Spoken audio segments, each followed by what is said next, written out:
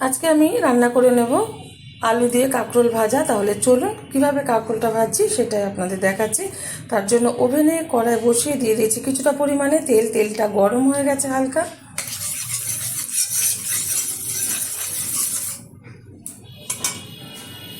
এখন দিয়ে দেব কেটে রাখা কাঁকরোল, আলু আর পেঁয়াজ।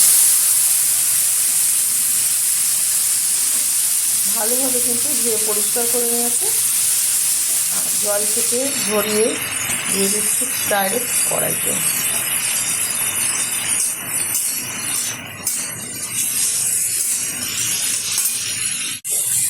দিয়ে দেবো পরিমাণ মতো লবণ।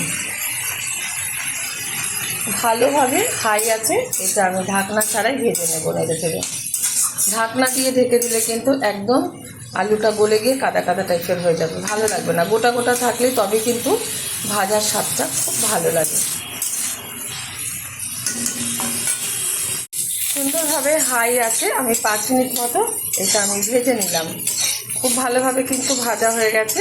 তুলে নিচ্ছি একটা পাত্রে। গরম গরম ডাল ভাতের সাথে এরকম ভাজা সার্ভ করবো, আপনারা অবশ্যই ট্রাই করবেন।